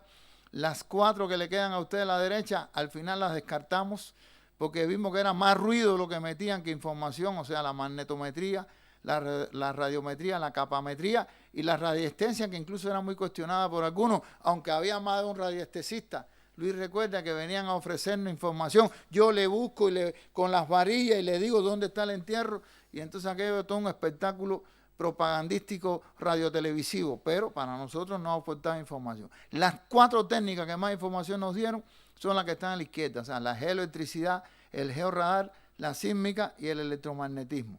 Aquí, por ejemplo, estamos aplicando geoelectricidad. En los 10.000 metros aplicamos esas 4 técnicas. O sea, ahí estamos con estamos trabajando la geoelectricidad, un sistema que poníamos a 1 metro de distancia cada uno de los puntos y le inyectamos corriente al suelo y veíamos si se aceleraba o se retardaba en algún punto y hacíamos estudios por comparación. El georradar, que ese que está ahí, es una muestra de cuando no se aplicó en la pista, pero este fue el que se aplicó en la pista, con una especie de barquito que íbamos arrastrándolo y vean los mapas de que se obtenían, lo hacíamos a medio metro, a 1 metro, a 1 metro y medio, a 2 metros, 2 metros y medio, 3 metros. Todo lo trabajamos hasta 3 metros de profundidad, aunque sabíamos que era improbable que hubiera un entierro a 3 metros de profundidad. En cada una de las perforaciones cogíamos muestras para hacer estudios por comparación y hacer estudios también de si había materia orgánica, después lo vamos a ver. En los estudios sísmicos, que también lo hacíamos en cada uno de los puntos, y los estudios, no ve, una estaca, y cada una de las estacas que tenían una clave, o sea, tenían una identificación junto a esa estaca que estamos aplicando el electromagnetismo, igual le hacíamos cada uno. Y entonces hacíamos un mapeo y hacíamos un overlay, o sea, una superposición de todas las técnicas en cada uno de los puntos para hacer el análisis de la información que teníamos en cada lugar. Al final, la conclusión más lógica es que el día que usted quiere buscar un entierro, lo que tiene que hacer es buscarse a quién fue el que lo enterró, que le diga dónde está y olvídese de todas las técnicas habidas y por haber. Esa es la técnica más, es lo que nosotros decimos en Cuba, el guajimapa. El guajiro que lo enterró te dice, está ahí. Y siempre después yo vi que en dependencia de la edad del guajiro teníamos que cavar más o menos. O sea, cuando el guajiro decía, no, ahí, cuando el guajiro era muy joven, levantaba mucho el brazo y entonces era más el espacio que había que buscar. Decía, ahí. Entonces, ahí es hasta el final del teatro. Cuando era más viejo, decía, ahí, levantaba menos por la artritis del brazo y entonces la búsqueda se concentraba más a un espacio. Por tanto, el día que haya que buscar una cosa, que el que se lo escondió le diga dónde está. Esa es la mejor forma de buscar. Pero bueno, si no queda más remedio, hay que aplicar técnicas. Vamos entonces a aplicar las técnicas, que es según el lugar, según las características del lugar. No siempre las búsquedas son iguales. Cada búsqueda tiene que estar circunscrita a las características del lugar donde hay que buscarla. Y entonces, si hay que emplear técnicas, hay que interpretar las técnicas. Y hay una cosa que es costo-beneficio. Si yo tengo que buscar en este teatro, no es lo mismo que si yo tengo que buscar en Madrid completo. Si yo tengo que buscar en este teatro y voy a aplicar todas las técnicas, bueno, si es el teatro no se puede romper el suelo y hay que buscar entonces con técnica, correcto. Pero a veces yo he tenido que buscar un entierro, el marido mató a la mujer y la enterró en el patio de la casa. Y entonces mis profesores me dijeron, eso es fácil, con agua. O sea, tú echas agua y donde más rápido se va el agua es porque el entierro fue reciente. Y el entierro tiene la característica de que cuando es reciente es porque hay más tierra que lo que había. Y se ve entonces el cúmulo de tierra. Y cuando es más viejo, está deprimido. Entonces, eso es lo que me enseñaron los profes a mí cuando yo era estudiante. Me decía, si está deprimido es por un entierro viejo, donde esté la depresión. Si es un entierro reciente, donde esté sobresaliéndose en la tierra. Y si no, echa agua. Si es reciente, donde el agua se va más rápido, es donde está el muerto enterrado. Entonces, depende de lo que usted vaya a buscar y cómo lo vaya a buscar. Entonces, costo-beneficio. Si es en un patio de una casa, prefiero hacer una excavación con un esquema de salto de caballo a ajedrez y lo hago ahí y se acabó la historia, no le meto técnica, me tengo que complicar con todo eso. Si es entonces en Madrid completo, bueno, ya eso tiene otra connotación. Por tanto, y lo más importante que antes de buscar hay que hacer la ficha de identificación para saber qué cosa es lo que voy a identificar, porque puedo encontrar el entierro y no ser el que yo estoy buscando. Entonces la excavación arqueológica, que es lo que la gente ya empieza, no, eso hoy, y con la ayuda de los argentinos, eso fue una cosa muy sencilla. O sea, la excavación arqueológica, que tengamos el permiso, que tengamos la información histórica, que sepamos dónde está la anomalía, que es donde vamos a establecer el esquema. Nosotros fue muy importante tener un esquema de lo que íbamos a hacer, porque el día antes de encontrar, vinieron a meternos un frío y decirnos que ya se tenía que acabar la búsqueda, que no podíamos. Y después nos dimos cuenta que era que nos estaban monitoreando. Como esto era un entierro que tenía una connotación política, había alguien que nos estaba mirando y alguien que informaba lo que nosotros estábamos haciendo. Y cuando estuvimos llegando al entierro, se empezó a complicar la cosa. Y entonces yo interpreté como de valor, digo, mientras más mala se pone la cosa, es porque mejores resultados nosotros tenemos. O sea, si el enemigo se pone preocupado, es porque tú estás llegando al resultado. Mientras te dejen que tú sigas, es porque tú lo que estás haciendo estás perdido. Entonces, mientras más yo veía que se complicaba, más fuerza me daba para decir que estábamos trabajando bien. Entonces, por tanto, la excavación arqueológica es esa que está ahí, esa es la fosa real donde encontramos los restos de Che, o sea, en esa fosa que ustedes están viendo en la imagen. Se empezó primero con máquinas, primero se empezó a mano. Cuando nos metieron el pie de que teníamos que ir al último día de excavación, entonces ese día yo decidí aplicar la máquina hasta una distancia. Si sabíamos que el entierro tenía 2 metros y nosotros teníamos técnicamente encontrado por toda esa tecnología cuál era el fondo de la fosa, calculamos, vamos a darle 30 centímetros al entierro y por tanto podemos quitar 170 centímetros, podemos quitarlo con máquina. Porque el entierro está en el fondo de la fosa, no en el medio. Entonces decidimos trabajar hasta 160 centímetros para dejar 10 centímetros de seguridad, que después al final yo decidí no dejarlo y quitarlo también con la máquina, y ahí ustedes verán que fue como lo encontramos. Este es a mano, también se trabajó con máquina, o sea, limpiamos un pedazo, pero esa máquina era más bien para descartar, porque la máquina que empleamos es esta que está a la derecha de ustedes, que era una retroexcavadora hidráulica muy precisa, que casi tú le ponías con la mano donde tú querías que raspara y ahí raspó. Y nosotros entonces, ese día, que era el 9º día, en la fosa 9, y lo encontramos a las 9 de la mañana, o sea, en el 9º día, en la fosa 9, a las 9 de la mañana, nos habían dado hasta 10 días de excavación, quiere decir que en el penúltimo día de excavación fue que encontramos el entierro. En el 9º día, en la fosa 9, a las 9 de la mañana, nosotros decidimos cavar hasta 170. Después le íbamos a llegar hasta 160. Y la máquina raspó. Y cuando la máquina raspó, enganchó el cinturón del Che, lo rompió, lo arrastró. Y bueno, se rompió el cinturón, pero encontramos el entierro. En definitiva, no era para ponerlo de exhibición, sino era para encontrar el entierro, que era lo más importante. Pero bueno, en este caso, con esa máquina que está ahí, ahí ya después se comenzó a cavar y se puede encontrar una osamenta, o sea que fue esa primera osamenta la que salió desde el propio movimiento que hizo la máquina. Después cuando seguimos excavando se puede ver el antropólogo Soto está metiendo la mano debajo del abrigo, porque cuando lo fueron a enterrar, para que los soldados no vieran a quién estaban enterrando, aunque era un camión con 7 muertos y todos tirados uno arriba del otro, a Che le hicieron esto, le pusieron el abrigo, la chamarra que tenía, se la pusieron sobre la cabeza para que no se viera, y así mismo estaba enterrado con la chamarra sobre la cabeza. Entonces ahí está.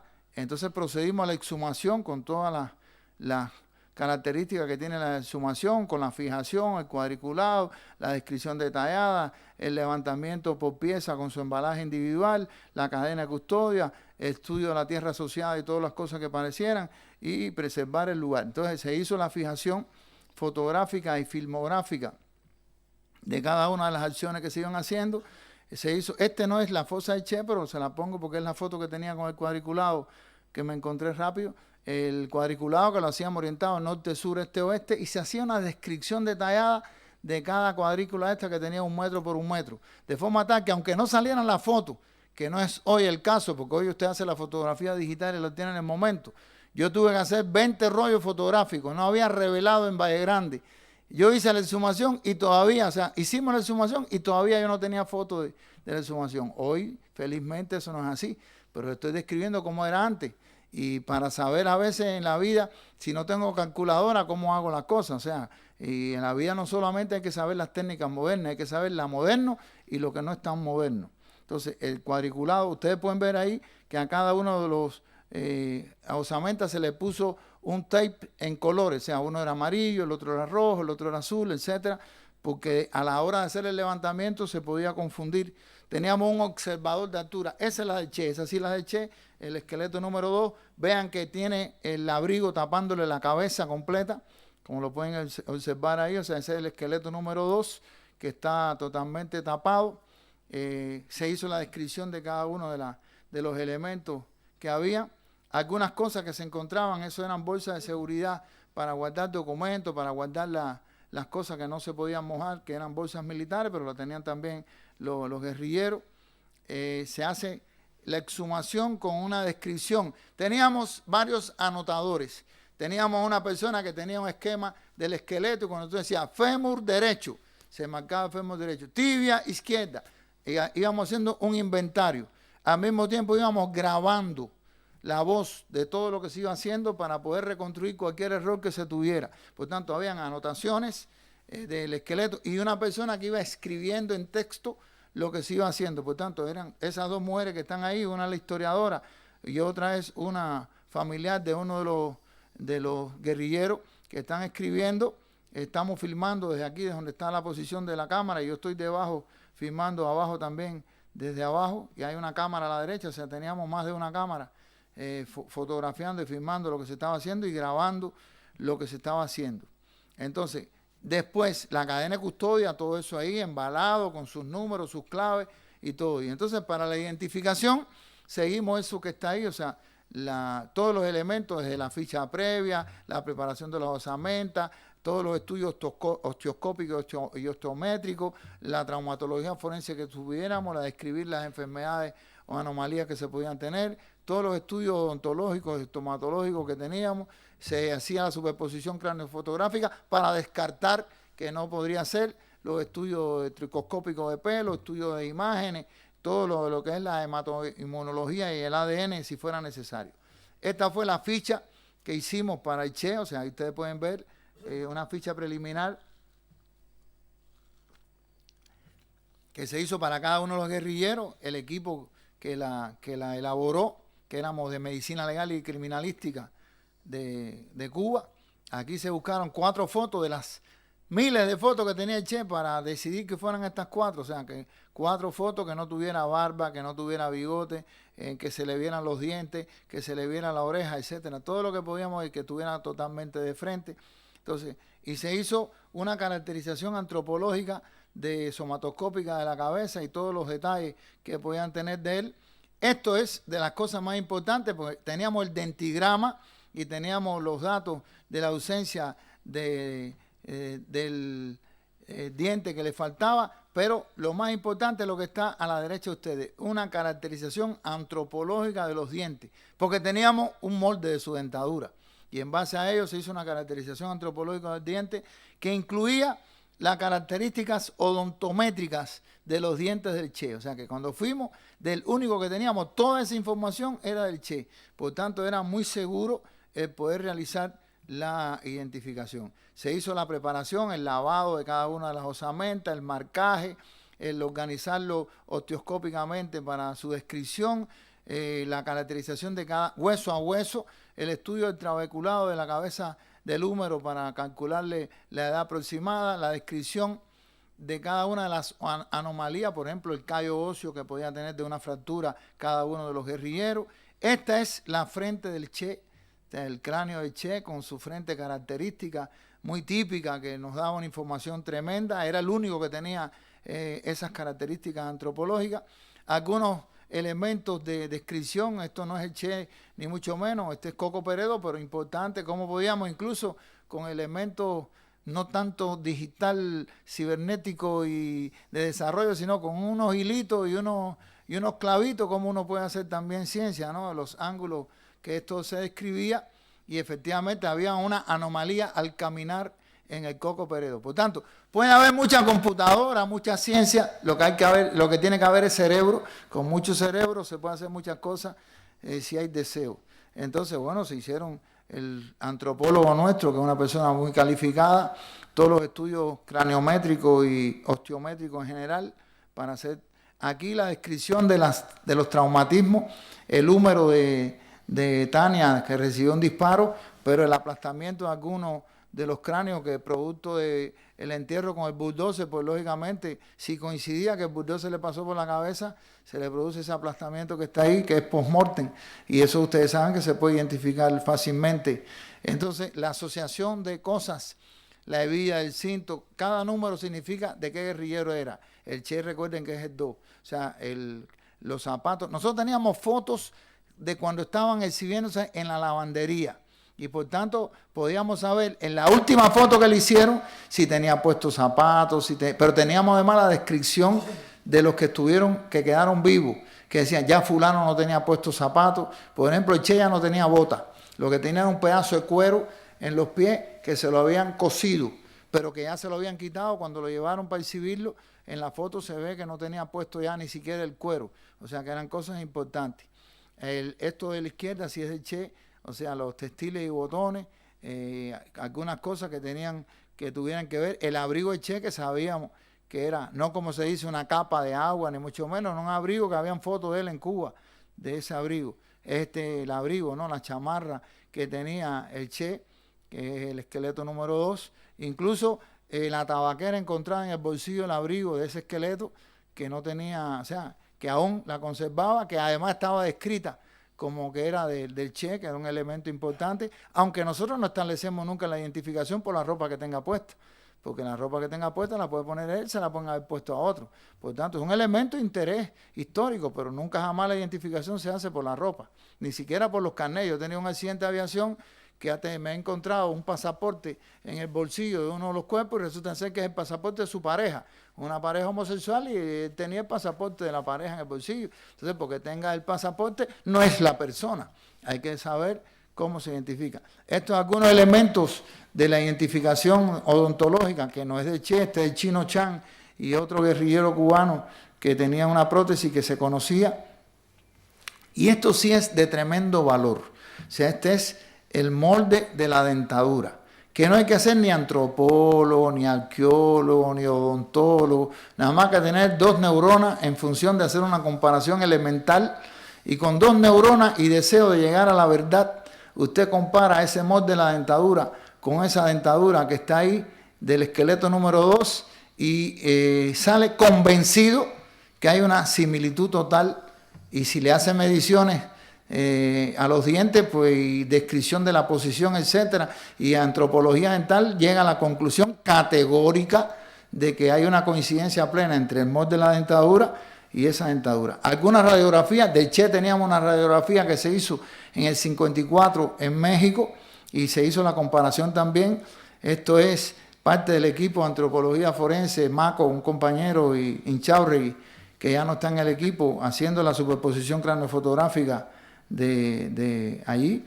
Y este es el informe final, o sea, una de las páginas del informe final del esqueleto número 2, donde se hace toda una descripción del cráneo, de todas las mediciones de los huesos largos, los índices antropométricos, y al final se llega a la conclusión que es del sexo masculino, que medía alrededor de unos 75 centímetros, o sea, 1,75 metros, que tenía aproximadamente 40 años, más o menos 2 años de edad, y que además era un europoide hispánico, o sea que son, pues, en base a los métodos que se emplearon, y que todo coincidía plenamente con el Che.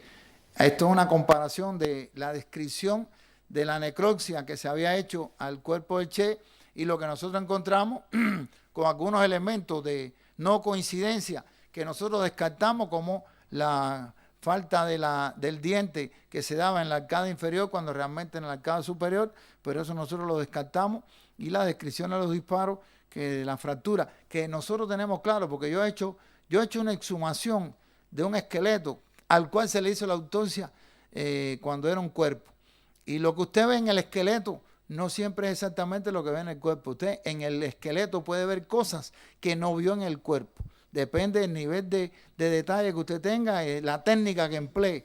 Por tanto, esto desde el punto de vista. Al final está la tabla final, donde se ve que de los 7 que estaban enterrados en la fosa, que se sabía quién eran los 7, el que más elementos tenía de apoyo al diagnóstico era el Che, que incluso tenía hasta la radiografía dental, el dentigrama, la antropología dental, etcétera. Y bueno, esta es la última, que no, o sea, es representativa, la entrega a uno de los guerrilleros, de los familiares de los guerrilleros bolivianos, la entrega del cuerpo. Finalmente, nosotros creemos, bueno, antes que alguien lo pregunte, y no se hizo ADN. Bueno, en aquel momento nosotros decidimos que no era necesario para establecer la identidad absoluta de hacer ADN.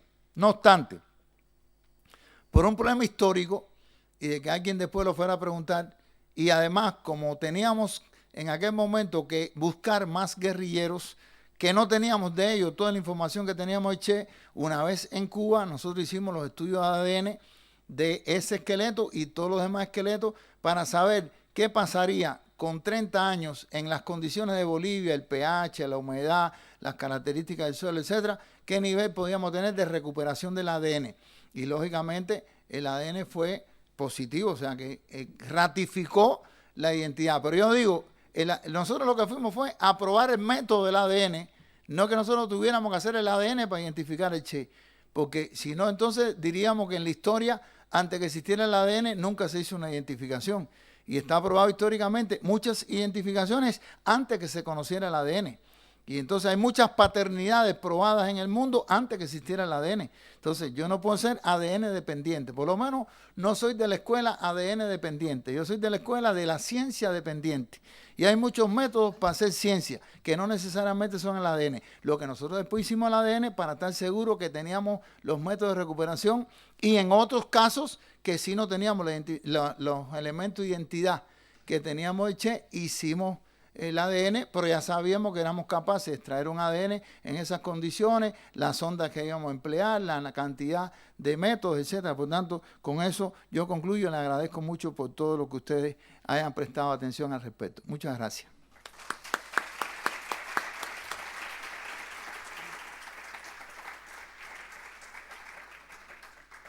Bueno, Jorge, muchísimas gracias por esta exposición tan brillante, tan detallada, tan sensible, tan técnica, pero al mismo tiempo tan humanística.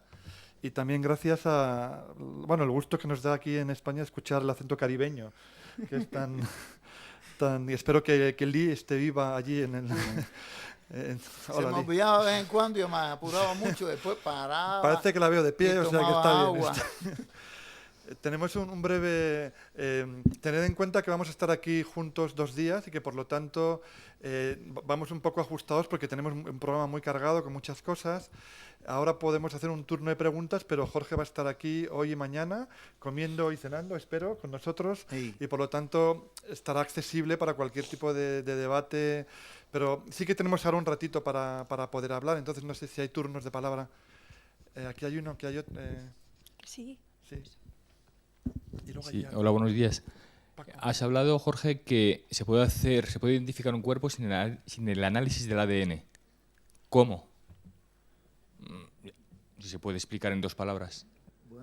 Bueno, yo lo expliqué. Si yo tengo, como tenía en este caso, una dentadura y tengo un molde de la dentadura y tengo una radiografía dental y tengo un conjunto de datos, yo puedo establecer sin duda que ese cuerpo es de esa persona. O sea, técnicamente no hay la posibilidad de que 2 personas tengan exactamente la misma dentadura, exactamente la misma posición, con exactamente las mismas distancias y alturas de los dientes.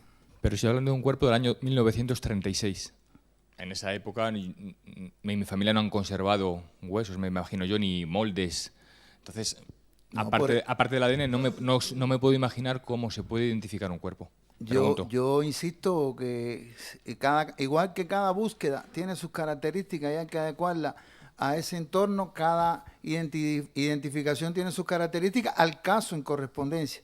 Yo digo que en ese caso que teníamos el molde de la dentadura, que teníamos la descripción de cada uno de los disparos que recibió y las fracturas que tenía. O sea, no hay posibilidad que 2 personas coincidan, que tengan los mismos dientes, con las mismas fracturas, con los mismos, o sea, con todos esos elementos. Y además, el dato histórico, porque no es lo mismo que me lo hubiera encontrado en Groenlandia a que yo estuviera buscando en la pista de aviación de Valle Grande, un entierro. O sea, yo creo que cada identificación tiene que ver las circunstancias de la identificación.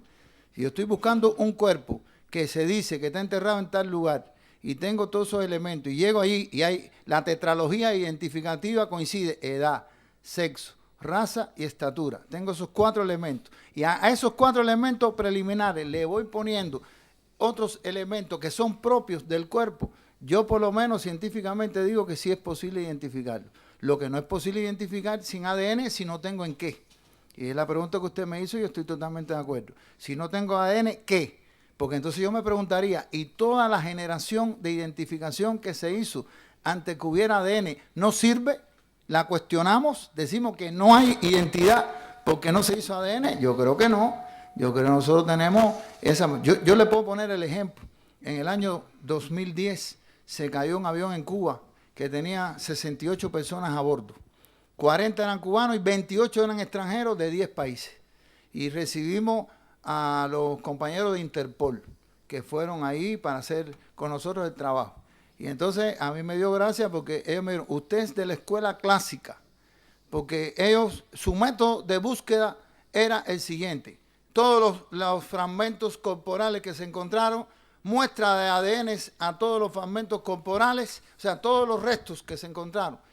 Una muestra de ADN a cada uno, los mete en la nevera y espera a que esté el resultado del ADN y decimos este es este es aquel y este es el otro. Y yo le dije, nosotros recogimos la muestra de ADN de cada uno de los cuerpos y nosotros estamos trabajando en la descripción anatómica de cada uno y antropológica de cada uno de los cuerpos que encontramos. Y estamos haciendo una clasificación de edad, sexo, raza. Y le pongo un ejemplo. En ese avión había solo un niño. En el avión, 68 personas, solo un niño. Y usted encontró el cuerpo de un niño. ¿Usted espera el ADN para establecer la identidad de ese cuerpo? Entonces quiere decir que yo puedo identificar sin ADN. Porque identifiqué el único niño que iba en el avión sin ADN. En ese avión iba solo un negro que medía 2 metros, que era un francés. Había más negros, pero negro de 2 metros de estatura, solo uno, el francés. Cuando nosotros encontramos un negro de 2 metros de estatura en el avión, ¿tengo que esperar el ADN para decir que es francés? No, no tengo que esperar el ADN. En ese avión iban 3 holandeses, que todos eran de estaturas superiores a los cubanos, verificados por nosotros además, porque en el momento de montarse en el avión, habían 2 personas pasándole la seguridad a las personas. Felizmente, el hombre que estaba pasando la seguridad medía 1,72 y la mujer que estaba pasando la seguridad medía 1,67. Y nosotros, sin que nadie nos mandara todavía la información, clasificamos a los pasajeros en 3 grupos. Los que miden menos de 1,67, los que miden entre 1,67 y 1,72 y los que miden más de 1,172. Y cuando los países nos mandaron la información, coincide o no coincide, pero nosotros teníamos ya físicamente viendo cuando pasaba, este sobrepasa al negro que estaba midiendo la seguridad, mide más de 172. Este es inferior a la mujer que mide la seguridad que 1,67. O sea, yo tengo métodos para llegar a conclusiones. Y puedo incluso, en más de una oportunidad, he detectado que me han mandado un dentigrama invertido. Y le he dicho, verifica, rectifica, porque lo que me mandaste como derecho yo lo estoy viendo como izquierdo. Y ha sido así. Y le puedo decir más, en el caso del Che, hay una foto que sale en un periódico que tiene enyesado un miembro. Incluso en el mausoleo de Santa Clara, la estatua tiene enyesado el miembro. Nosotros tuvimos que hacer toda una investigación histórica hasta encontrar al médico que atendió al Che para saber si lo que tenía era una fractura o no era una fractura. Al final era una fisura, no era una fractura. No logramos encontrar la placa se desapareció, el rayos X. Pero encontramos un periódico en que tenía la fractura en el lado contrario. Tuvimos que ir al periódico y buscar y darnos cuenta que cuando se publicó la foto la publicaron al revés. Tuvimos que ir a la oficina donde le hicieron la foto para demostrar que lo que estaba en la oficina a la izquierda en la foto parecía a la derecha. Porque le publicaron en un periódico la foto al revés, pusieron el negativo al revés. Entonces, para hacer ciencia lo que hay es que ser meticuloso y buscar los elementos sobre los cuales tú vas a hacer ciencia. Pero yo no puedo decir que solo para identificar tengo que hacer ADN. Yo creo que puede haber ciencia, identidad absoluta sin ADN. Y si después le puedo hacer el ADN, ¿por qué negar el desarrollo de la ciencia? Como hicimos en este caso, ¿me entiendes? Pero yo puedo identificar sin ADN. De todas maneras, yo te invito a que esta pregunta la hagas de nuevo cuando intervengan Paco Echeverría y Lourdes Errasti, porque me imagino que está relacionada con la Guerra Civil Española, que la problemática es muy distinta y ellos saben mucho más el caso concreto, todo lo que ha habido en torno a ello. Sí, ahí había otra pregunta. Sí, realmente la pregunta es si se le hizo el ADN para ver la genealogía.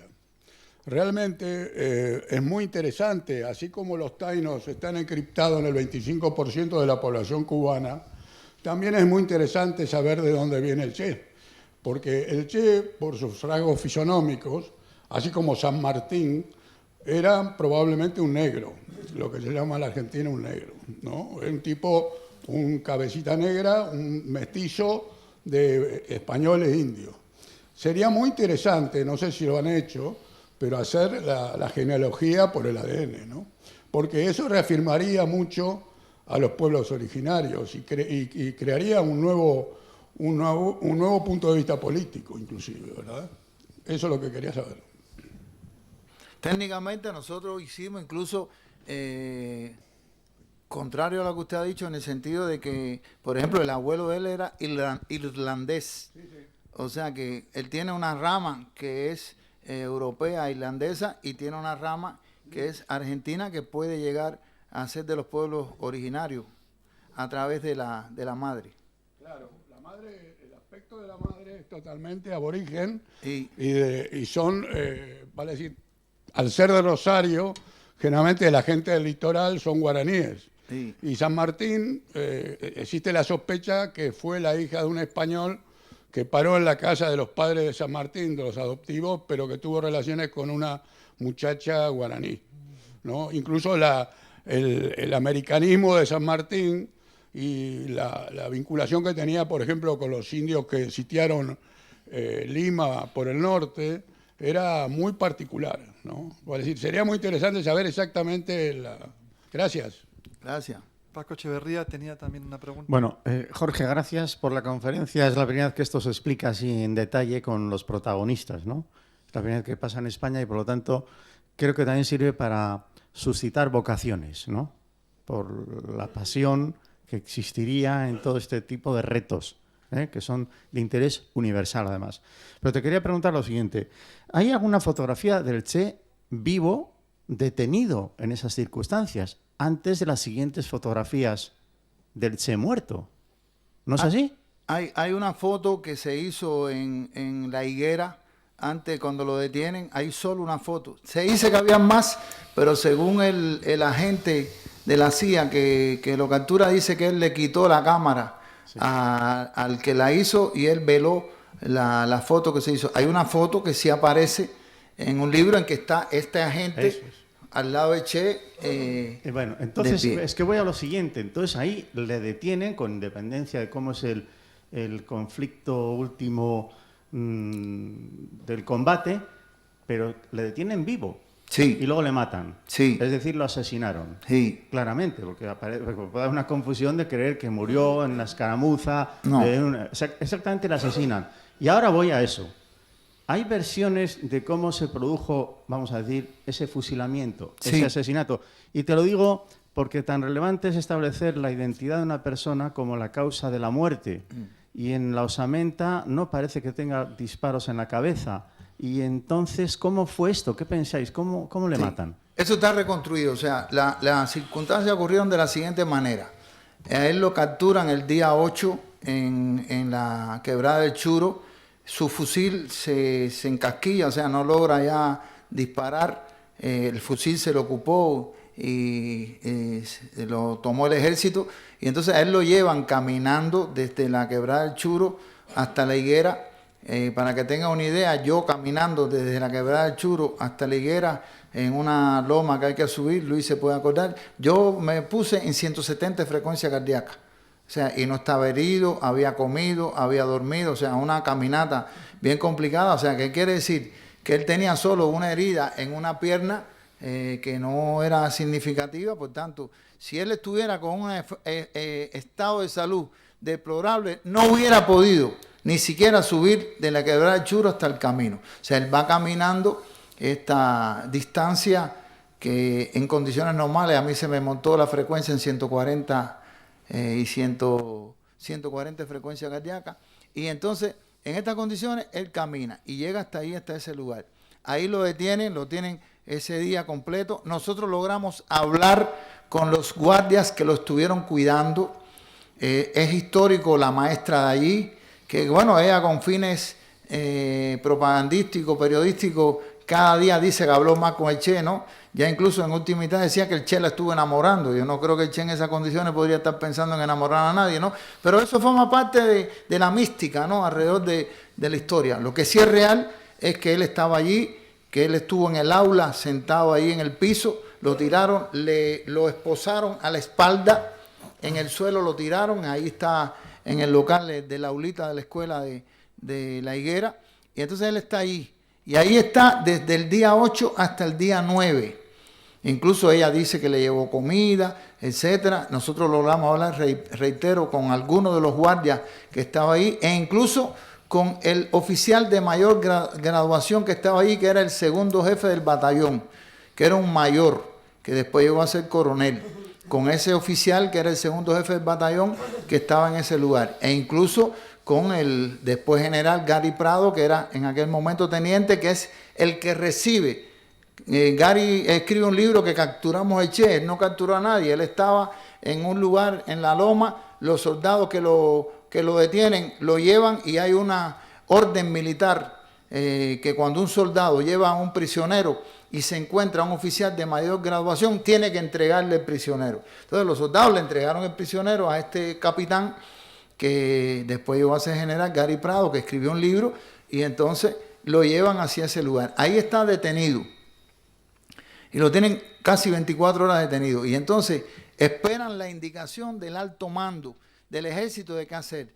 Entonces viaja, en el único helicóptero que habían, viaja un oficial boliviano y el oficial de la CIA que estaba allí, viaja a Villoldo, viaja hasta ahí. No, en este caso no es Villoldo, es el otro oficial que estaba ahí en el lugar. Viajan Félix Rodríguez, viajan hasta La Higuera. Este Félix Rodríguez es el que dice que le veló la foto a los otros y con su cámara le pidió que le hicieran la foto esa en que él sale, y entonces la indicación que reciben ahí es que no puede llegar con vida a Valle Grande, que tiene que llegar a Valle Grande muerto. Entonces, estando en el suelo, a un soldado, a un sargento, le dan un fusil, y como la versión que iban a dar era que había muerto de las heridas que había sufrido en combate, la indicación que le dan al sargento es que le dispare, pero no en la cabeza, porque si le disparan en la cabeza, casualmente todos los demás guerrilleros tienen tiro en la cabeza.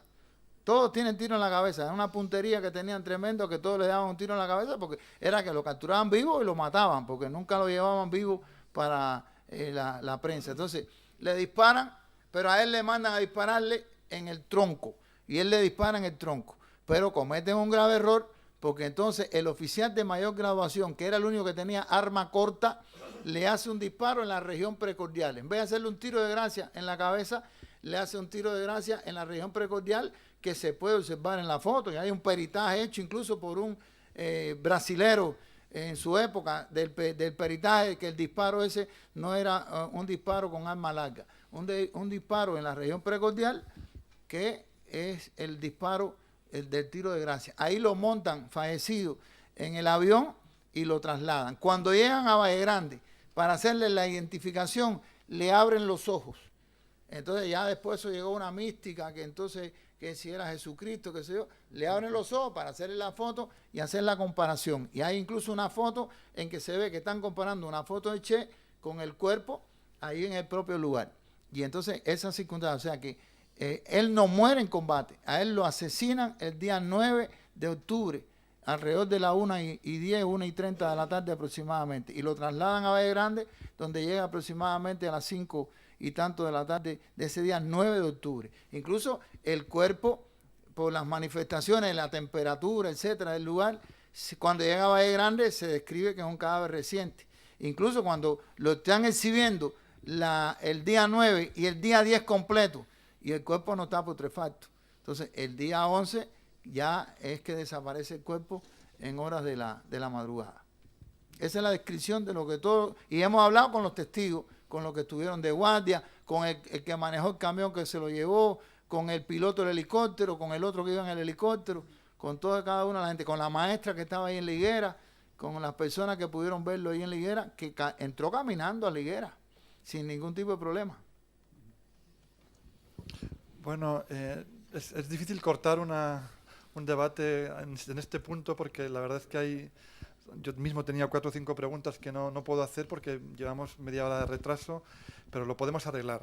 Siempre que no estéis acostumbrados a comer a la española, aguantéis hasta las 2:30, ¿no? Vamos a mover todo media hora para adelante. Entonces, simplemente temas de organización.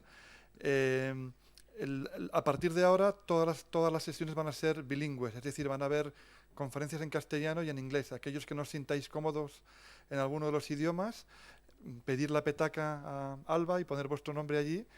Y bueno, pues trataremos de hacerlo lo mejor posible para que todo se entienda, ¿no? Luego también las personas que habéis pedido certificados por asistencia, hay allí un papel en el cual pues tenéis que marcar en vuestro nombre las distintas sesiones para que podamos comprobar que habéis estado a lo largo de la sesión. Entonces ahora tenemos una media hora de descanso, donde hay fuera un café. También os quiero decir que los pasteles los hemos hecho nosotros, también por falta de presupuesto. Espero que, como veis, estamos trabajando, hemos hecho esto de una manera muy casera y espero que esto lo convierta en una situación todavía más especial de lo que es. Y de nuevo agradecer a Jorge el esfuerzo enorme que ha hecho por venir y por contarnos esta extraordinaria historia que es tan importante, ¿no? Dentro de lo que es no solamente el mundo de la investigación forense, sino también lo que es la mística, ¿no? de la liberación de la América Latina. Muchísimas gracias. Gracias.